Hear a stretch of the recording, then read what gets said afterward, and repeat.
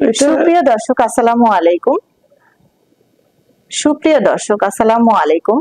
রূপসী বাংলা টেলিভিশনের বাস্তব কর্মমুখী শিক্ষা অনুষ্ঠানের পক্ষ থেকে আপনাদের সবাইকে স্বাগত জানাচ্ছি। আপনাদের সাথে আছি আমি সাবিকুন হাস সৃষ্টি। আজ আমাদের মাঝে উপস্থিত আছেন বিশিষ্ট শিক্ষাবিদ ও গবেষক আলী আহমদ। আজ আমরা আলোচনা করব বাস্তব কর্মমুখী শিক্ষা কি এবং এই শিক্ষার গুরুত্বটা কি সেই বিষয় নিয়ে। তো চলুন দর্শক দেরি না করে আমরা মূল আলোচনায় চলে যাই। স্যার আসসালামু আলাইকুম। ওয়ালাইকুম আসসালাম। অনেকদিন পর তোমাকে রূপসী বাংলা টেলিভিশনে দেখতে পেয়ে ভালো লাগছে। তুমি সম্প্রতি হয়তো বিদেশে ছিলে, যেন আসতে পারো নাই। তোমাকে শুভেচ্ছা জানাচ্ছি। কেমন আছেন? আছি আলহামদুলিল্লাহ, ভালো আছি। আচ্ছা স্যার, আমার প্রথম যে প্রশ্নটা সেটা হলো যে বাস্তব কর্মমুখী শিক্ষাটা, এই শিক্ষাটা কি স্যার, এইটা সম্পর্কে যদি বলতেন। এটাকে যদি এক কথায় বলা যায় সেটা হলো কারিগরি শিক্ষা, যেটাকে আমরা টেকনিক্যাল শিক্ষা বলি। আমি university of skill enrichment and technology USET এর উপদেষ্টা হিসেবে আছি। এটা সরকার এবং ইউজিসি অনুমোদন প্রাপ্ত। এখানে দেখেছি যে যে সাবজেক্টগুলো নিয়ে পড়াশোনা করে সেই সাবজেক্টগুলো থেকে পাশ করলে কেউ কর্মহীন বা বেকার থাকে না।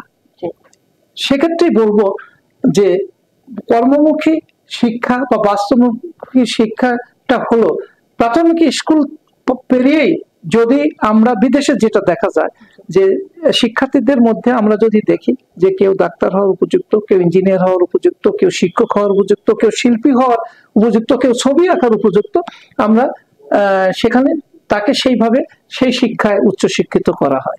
আমাদের দেশে কিন্তু তা নেই। আমরা হয়তো এসএসসি এইচএসসি বিজ্ঞানে পড়ে গিয়ে বাংলাতে অনার্স মাস্টার্স করছি, বা বাংলাতে অনার্স মাস্টার্স করে আমরা ব্যাংকে গিয়ে কাজ করছি।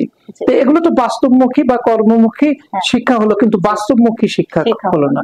সেক্ষেত্রে আমরা চাই যে বাস্তবমুখী শিক্ষা, যে শিক্ষার্থীরা যা শিখবে সেটা যেন সারা জীবন টিল ডেথ, মৃত্যুর আগ পর্যন্ত সেটাকে বাস্তবায়ন করতে পারে। তাহলে আমরা বাস্তব কর্মমুখী শিক্ষাটা মানে কি কার্যক্রম করলে আমাদের দেশে এই শিক্ষা ব্যবস্থাটা আমাদের শিক্ষানীতির পরিবর্তন করতে হবে। শিক্ষানীতিতে শিক্ষা ব্যবস্থাপনায় বাস্তবমুখী শিক্ষা প্রশিক্ষিত করে বা তাদেরকে নিয়োগ করে সেই শিক্ষকদেরকেও সেইভাবে উপযুক্ত করে তৈরি করে সেই শিক্ষাদান দিতে হবে, এবং সেটা প্রাথমিক শিক্ষা থেকেই শুরু করতে হবে। প্রাথমিক শিক্ষার পরে যে জুনিয়র উচ্চ বিদ্যালয়ের শিক্ষা, সেখান থেকে মানে আমরা ধরে নিতে পারি এসএসসি পর্যন্ত সব শিক্ষাকে, আমাদের মাদ্রাসা শিক্ষা বলো, আমাদের বিজ্ঞান শিক্ষা বলো, ইংরেজি শিক্ষা বলো, ইংরেজি ভাষার বাংলা শিক্ষা বলে, যে বহুমুখী যে শিক্ষা ব্যবস্থা আছে, এই এসএসসি পর্যন্ত সব শিক্ষা কার্যক্রমগুলোকে এক করে দিতে হবে। এসএসসির পরে ইন্টারমিডিয়েটে গিয়ে বা এইচএসসি তে গিয়ে তাদেরকে বিভাজন করে দেওয়া হোক। এখানে এই এসএসসি পর্যন্ত তাকে কম্পিউটার শিখতে হবে, তাকে গ্লোবাল সিটিজেন হতে হবে, অর্থাৎ আন্তর্জাতিক নাগরিক হতে হলে যে যে গুণ থাকা দরকার, ইউনেস্কোর যে প্রোগ্রামগুলো আছে গ্লোবাল সিটিজেন এডুকেশন, যেটা আমরাই শুরু করেছি এবং কিছু স্কুল পর্যায়ে কাজ করতেছি ইউনেস্কোর মাধ্যমে, জাতিসংঘের মাধ্যমে। সেই শিক্ষা ব্যবস্থাকে সার্বজনীন শিক্ষায় রূপান্তরিত করতে হবে, একজন বিশ্ব নাগরিক হয়ে উঠতে হবে। এটাকে বলা হয় গ্লোবাল ভিলেজ, বর্তমান যুগটাকে বলা। এই যে এত বড় একটা শিক্ষার্থী জনতা বিপ্লব হলো, এটা গ্লোবাল ভিলেজ এর মধ্যে আমরা বসবাস করি বলেই হলো। প্রবাসীরাও সমর্থন দিয়েছে, একটা টেলিফোনে হাজার হাজার শিক্ষার্থী এসেছে, অভিভাবক এসেছে, এসএমএস। এই বিপ্লব সম্ভব হতো না যদি আমরা গ্লোবাল ভিলেজের সদস্য না হতাম। তাহলে গ্লোবাল ভিলেজে বাস করে, এবং আজকে যিনি প্রধান উপদেষ্টা উনিও কিন্তু শিক্ষক ছিলেন, উনি কিন্তু এই যে গ্রামীণ নেটওয়ার্কটাকে এনেছেন। হ্যাঁ স্যার, আমি একটু বলি, বর্তমানে যে কোচিং বাণিজ্যটা হচ্ছে, তো সেই ক্ষেত্রে এই কোচিং বাণিজ্যর ভিতরে বাস্তবমুখী শিক্ষাটা কি আদৌ বাস্তবায়ন করা সম্ভব? আমি চাই যে আমার এই শিক্ষা জীবনের, সাংবাদিকতা জীবনের অভিজ্ঞতা থেকে বলবো যে কোচিং আমরা তো পড়েছি, সে সময় তো কোচিং ছিল না। 70 দশকে, 80 দশকে, 90 দশকে থেকে এই কোচিং ব্যবসা হয়েছে। এটাকে সম্পূর্ণ বন্ধ করে দিতে হবে। কোচিংটা হবে বা শিক্ষাটা হবে স্কুল কলেজেই, এমনকি বিশ্ববিদ্যালয়ে হতে পারে। শিক্ষকরাই তাদেরকে ডেকে ডেকে, তাদের যারা দুর্বল আছে তাদেরকে ডেকে ডেকে আলাদা একটা পরামর্শ কেন্দ্র করতে পারে, অথবা ক্লাসের ভিতরেই যারা অপেক্ষাকৃত দুর্বল স্টুডেন্ট তাদেরকে নিয়ে আলাদা ক্লাস নিতে পারে, এবং সেক্ষেত্রে যদি সেই শিক্ষককে আলাদা সম্মানই দিতে হয় সেটারও ব্যবস্থা করতে হবে। অর্থাৎ শিক্ষা প্রতিষ্ঠানে লেখাপড়া শেষ করতে হবে। বিদেশে যেমন আছে, তারা কিন্তু বই পুস্তক নিয়ে ঘরে ফেরে না, ঘরে ফিরে কোনো বাসায় পড়াশোনার তেমন কোনো ইয়ে থাকে না, একমাত্র অ্যাসাইনমেন্ট ছাড়া, বা যেটাকে তাকে বলা হয় এই বিষয়ে লিখে আনো বা এগুলো, সেগুলো ইন্টারনেট থেকেই হোক বা বড় ভাইদের কাছ থেকেই হোক, শিক্ষকদের কাছ থেকেই হোক, তারা ছুটাছুটি করে পড়াশোনা করে জ্ঞান অর্জন করে সেটা সাবমিট করে। তাহলে শিক্ষা প্রতিষ্ঠানে যদি লেখাপড়া শেষ হয়, সেক্ষেত্রে শিক্ষককে তো হতে হবে প্রকৃত শিক্ষক। শিক্ষককে তো আগে বাণিজ্য বন্ধ করতে হবে, টিউশনি শিক্ষাকে প্রথমেই বাণিজ্যিক মুক্ত করতে হবে না। শিক্ষক যদি বাণিজ্য মুক্ত হয় তাহলে শিক্ষা তো অবশ্যই বাণিজ্য মুক্ত হবে। এই যে বিশ্ববিদ্যালয়ে একজন শিক্ষার্থীর পিছনে যদি খরচ হয় 100 টাকা, তারা নিচ্ছে 1000 টাকা, আর 900 টাকাই তো তারা লাভ করছে।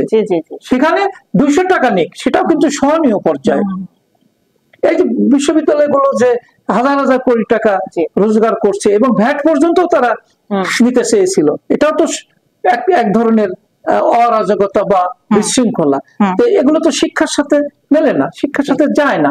তাদের শিক্ষাকে যদি আমি মানে প্রতিষ্ঠানের শিক্ষকদের দ্বারাই নিয়ন্ত্রিত করি, শিক্ষাদান শেষ করি, তাহলে তো আমার কোচিং এ যাওয়ার প্রয়োজন হয় না, আমার শিক্ষা তো ব্যবসা হয়ে উঠবে না, পণ্য হয়ে উঠবে না। শিক্ষাকে আমরা পণ্য করেছি না, শিক্ষার নামে আমরা ড্রেস নিয়ে ব্যবসা করি, আমরা বই দেওয়া নিয়ে ব্যবসা করি, আমরা যাতায়াতের জন্য গাড়ি ব্যবস্থা করে ব্যবসা করি। তো শিক্ষা যেন একটা মহা পণ্যের মতো, লাক্স সাবানের মতো।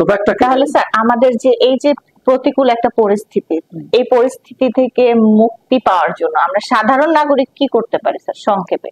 সাধারণ নাগরিকের একটা মাত্র ক্ষমতাই আছে, একটা ভালো সরকারকে ভোট দিয়ে একটা সরকার প্রতিষ্ঠা করা। সুসরকার এই যে আমরা চোখের সামনে দেখতে পাচ্ছি 16 বছরে যেসব সংস্কার হয়নি, দুর্নীতি মুক্ত হয়নি, ঘুষ মুক্ত হয়নি, শৃঙ্খলা মানে অপশাসন বলেন, দুঃশাসন বলেন, এগুলো এখন ধরা পড়ছে না। প্রত্যেকে যাদেরকে ফেরেশতা মনে করতাম, যাদেরকে পুত্র মনে করতাম, আদর্শবান মনে করতাম, তারাই শত শত কোটি টাকার মালিক হয়েছে, অর্থাৎ দুর্নীতি করেছে। তাহলে সব ক্ষেত্রে একটা ধস নেমে আছে, এখনো যে নাই তা না, এটাকে দূর করতে হবে।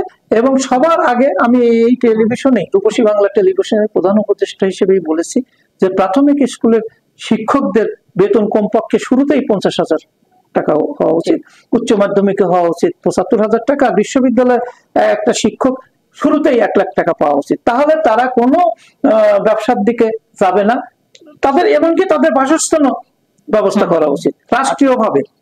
তাহলে যাতে একদিন মাথা উঁচু করে দাঁড়াবে। আপনাকে অসংখ্য ধন্যবাদ আমাদের অনুষ্ঠানে আসার জন্য, এবং পরবর্তীতে স্যার আপনাকে আমরা আবার দেখতে পাবো ইনশাল্লাহ।